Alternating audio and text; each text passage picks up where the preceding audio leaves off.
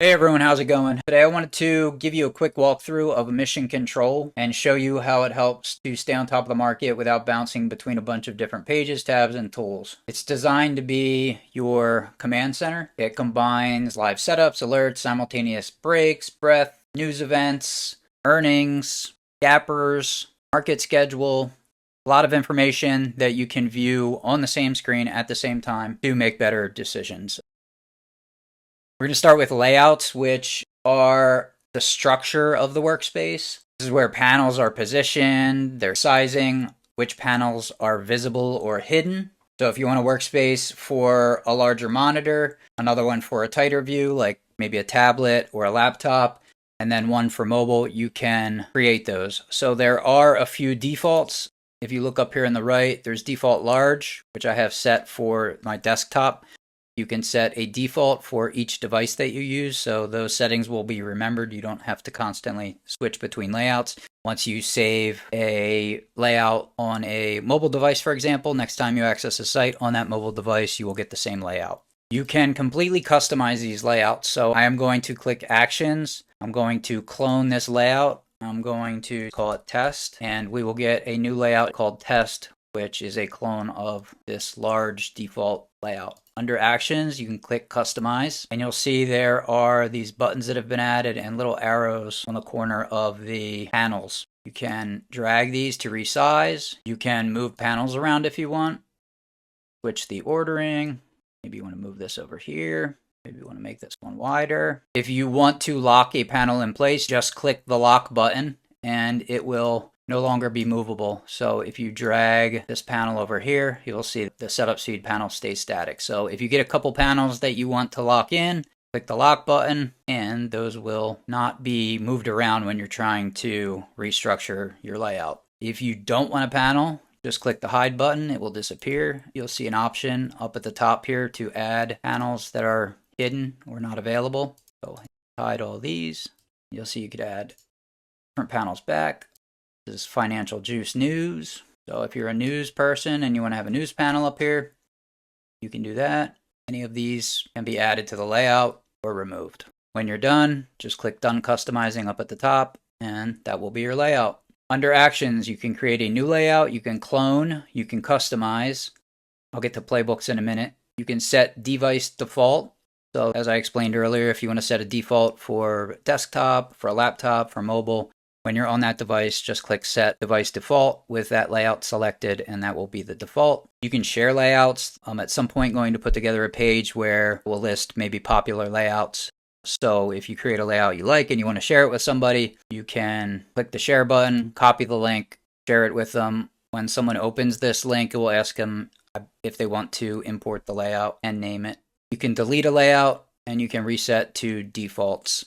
That's basically the structure side of things as far as layouts go. I'm going to reset this to defaults. And then each panel, or most panels I should say, have a little gear icon up here that allow you to customize options on that panel. So you can see for setup speed here, I'm just looking at the Mag 7.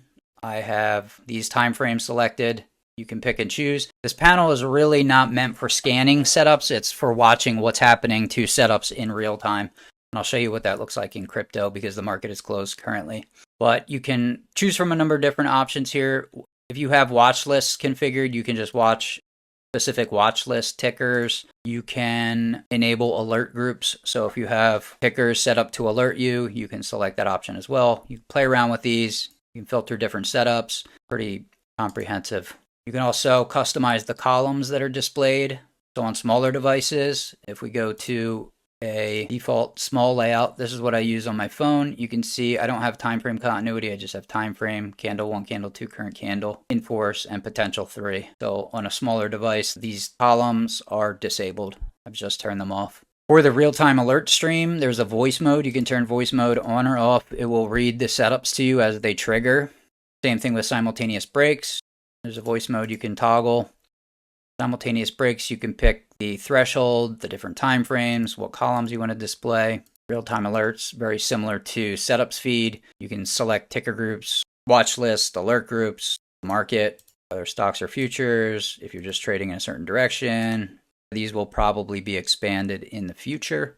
So this gives you a single location to view what's happening in the market. As setups trigger here, or things go in force, out of force, or you get simultaneous breaks, you no longer have to go to specific pages here. I'm going to expand this and go to alerts, for example, and just watch one alerts page. Or if you're looking for simultaneous breaks, you're kind of limited to just watching one specific thing. It's fine if that's what you want to do, but I think Mission Control is a much better format. I'm going to switch over to crypto because crypto is currently trading, and I'll show you how this works in real time. So you can see I'm just watching the 15-minute time frame on these crypto tickers. It will show you what the current candle is. It's a 2 up, so we have a 2 down green, 2 up in force, hammer. And these little indicators will flip on and off. This shows you that this is currently a failed 2. If it's no longer a failed 2, this will change to a gray box. We'll identify things that are triggering or changing with a little yellow highlight box that slowly fades. We'll see if anything happens here. I'll turn on voice mode and see if we can get some tickers to announce going in force. Ondo 30-minute 1-2 up in force. ENA 60-minute 1-2 up in force. So there's an example of some setups that triggered. Ondo USDT, ENA USDT, both triggered. Those alerts were read out. So you don't even have to be paying attention to the screen. If you're looking at charts, you can just be aware that things are triggering in the background. I think that covers the majority of layouts and the structure of layouts. I want to discuss Playbooks here. This is a new feature that allows you to save all of your filtered settings. So let me flip back to core here. So on the setups feed, I'm just going to change this. So we have Mag 7 currently that we're watching in this setups feed. So let's say I want to save current as new playbook. So this is Mag 7, right? I'll save this. So now we have a Mag 7 playbook. If I want to change this now, watch Apple, NVIDIA, and Microsoft. Now I want to save current as playbook. Let's just call this AMN, save. Playbooks allow you to save customized filters and settings that you can quickly switch between. It doesn't change the layout itself. It just changes what data is displayed in each of these panels. So if I go to Playbook, I can click Mag 7. Boom. I got my Mag 7 playbook. If I switch to AMN, now I'm just watching these tickers. So you could create a playbook for maybe the opening, a playbook for swing trades, a playbook for scalping, a playbook for power hour. However you want to customize it, you can, and just quickly choose a new playbook. And recording this, I just realized there is not an option to go back to default and unload a playbook. So you go back to whatever's on your layout by default. So I will add that feature, but you can manage playbooks here, where you can apply, overwrite, delete, save current as new playbook. And I think that's a much easier way to quickly flip between different groups of tickers if you want, or different trading styles. I think that about covers it for now. If you have any questions, please reach out to me. If you have any ideas, there is a feedback option here. You can create a new post and tell me what you're looking for. You can send attached screenshots. It would be helpful for me to determine what features are missing, if there are any bugs, things like that.